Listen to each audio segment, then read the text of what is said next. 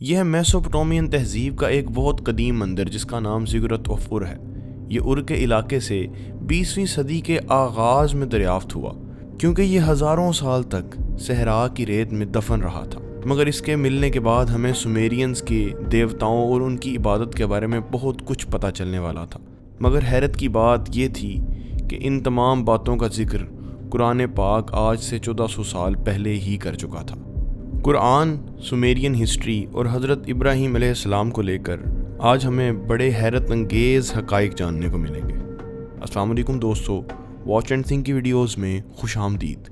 دوستو، نہ صرف اسلام بلکہ یہودیت اور عیسائیت میں بھی حضرت ابراہیم علیہ السلام کو بڑی بلند نگاہ سے دیکھا جاتا ہے اور انبیاء کا جد امجد تسلیم کیا جاتا ہے۔ قرآن اور بائبل دونوں ہی میں حضرت ابراہیم علیہ السلام کو لے کر کافی ملتی جلتی چیزیں دیکھنے کو ملتی ہیں، مگر یہ صرف قرآن ہی ہے جو قدیم بیبلونیا کے بارے میں علم کو صحیح طریقے سے ظاہر کرتا ہے، جو کچھ عرصہ پہلے تک تمام انسانوں سے پوشیدہ تھا۔ اسلام، یہودیت اور عیسائیت تمام ہی حضرت ابراہیم علیہ السلام کی جائے پیدائش قدیم بیبلونیا کو مانتے ہیں، اور یہ ایگزیکٹلی وہی جگہ ہے جہاں جدید دور کا عراق واقع ہے۔ دوستو، قدیم دور میں یہاں پر بہت سے دیوی دیوتاؤں کو پوجا جاتا تھا، جن میں خاص طور پر آسمانی اجسام جیسے کہ ستارے اور سیارے شامل ہوتے تھے۔ اس خطے کے ہر شہر میں ایک بڑا خدا یعنی کہ خداؤں کا سرپرست مانا جاتا تھا، جس کی یہ لوگ پوجا کرتے تھے اور بدلے میں یہ سمجھتے تھے کہ وہ ان کی حفاظت کرے گا۔ جن میں سے ایک چاند کا دیوتا جس کو نانا یا نہنا کے نام سے پکارا جاتا تھا، اور ار اور ہاران میں اسی دیوتا کو تمام لوگ پوجا کرتے تھے۔ یہ ہے سورج کا دیوتا جسے شمش یا شمس کے نام سے پکارتے تھے، اور ایک سولر ڈسک کی صورت میں لارسا اور سپار میں اس کی پوجا کی جاتی تھی۔ اس کے بعد آتا ہے وینس یعنی کہ زہرا، جسے دیوی اشتر یا اشتار کے طور پر پیش کیا گیا تھا۔ یہ ایک 8 کونوں والا سٹار ہوتا تھا جس کی پوجا ارک میں کی جاتی تھی۔ قدیم میسوپٹومیا کے افسانوں کے مطابق یہ تینوں آسمانی اجسام یعنی سورج، چاند اور زہرا نے ایک ایسٹرو ٹرائیڈ بنائی تھی، یعنی کہ ایک آسمانی تکون۔ حال ہی میں ایک ریسرچ کے دوران آرکیولوجسٹ نے ان تینوں دیوتاؤں کے درمیان ایک خاص تعلق کو ظاہر کیا۔ اورنامو سے ملنے والے ایک سٹیلے میں دیکھا گیا کہ چاند اور سورج ایک ساتھ جڑے ہوئے ہیں، اور کنگ میلیشپک کا ایک پتھر ایسٹرو ٹرائیڈ کو مکمل طور پر ظاہر کرتا ہے۔ اس کے علاوہ ان خطوں میں الگ الگ جگہوں پر ہمیں اس طرح کے اور بھی بہت سے پتھر دریافت ہوئے۔ ان تمام ڈسکوریز سے یہ پتہ چلتا ہے کہ اس پورے خطے میں اس خلائی ٹرائیڈ کو 3 الگ الگ خداؤں کے طور پر تسلیم کیا جاتا تھا، اور قرآن کریم ہمیں بہت ہی خاص تفصیلات سے آگاہ کرتا ہے ان بتوں کے حوالے سے جن کی حضرت ابراہیم علیہ السلام کی قوم پوجا کیا کرتی تھی۔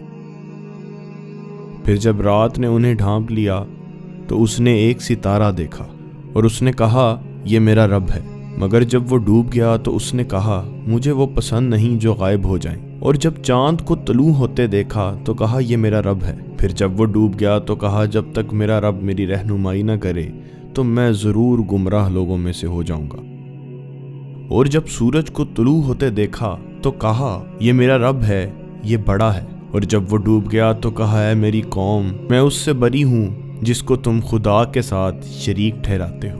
ہم واضح طور پر دیکھ سکتے ہیں کہ قرآن ان کی سورج، چاند اور تیسرے بت کی عبادت کی طرف ہماری توجہ کھینچ رہا ہے۔ چاند اور سورج کے علاوہ تیسرے بت کی تفصیلات قرآن میں کچھ یوں ہیں: رات نے اسے ڈھانپ لیا تو اس نے ایک ستارہ دیکھا، مگر جب وہ غروب ہو گیا یا ڈوب گیا تو اس نے کہا کہ میں انہیں پسند نہیں کرتا جو غائب ہو جائیں۔ یہاں پر عربی کا ورڈ کوکب یوز ہوا ہے جو کہ کسی آسمانی شے کے معنی رکھتا ہے، یعنی کہ اسے نہ صرف ستارے بلکہ سیارے کا حوالہ دینے کے لیے بھی استعمال کیا جا سکتا ہے۔ یہاں پر غور کیجئے گا، قرآن ہمیں بتا رہا ہے کہ رات ڈھلنے کے وقت یہ آسمانی شے تھوڑی دیر کے لیے ظاہر ہوئی، اس کے بعد غائب ہو گئی، یعنی کہ تیسرے بت کی یہ خصوصیات دیوی ایسٹر کی خصوصیات سے ہو بہو میل کھا رہی ہیں، کیونکہ اس کا ایک نام شام کا ستارہ تھا، کیونکہ اسے زہرا کی شکل دی گئی تھی۔ زہرا یعنی کہ وینس ایک ایسا سیارہ جو شام میں صرف ایک مختصر وقت کے لیے ظاہر ہوتا ہے،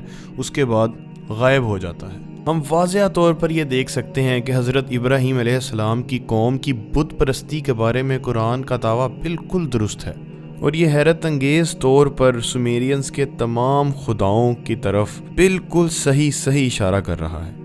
یہ وہ علم ہے جو قدیم میسوپوٹیمیا کے مذاہب کے بارے میں ہے، اور اس طرح کا علم ہزاروں سالوں سے کھو گیا تھا اور 20ویں صدی کے آغاز تک اس بات کا کسی کو بھی پتہ نہیں تھا۔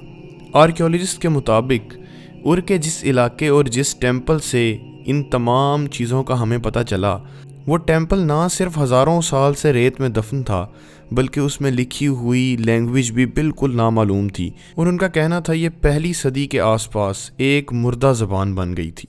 تو پھر آپ سوچئے آج سے 1400 سال قبل محمد صلی اللہ علیہ وآلہ وسلم کو ان تمام باتوں کا علم کس طرح سے ہو گیا، جبکہ اس طرح کا علم نہ تو بائبل میں ملتا ہے نہ ہی تورات میں۔ آج کی ویڈیو آپ لوگوں کو کیسی لگی اور ان تمام باتوں کے بارے میں آپ کا کیا خیال ہے؟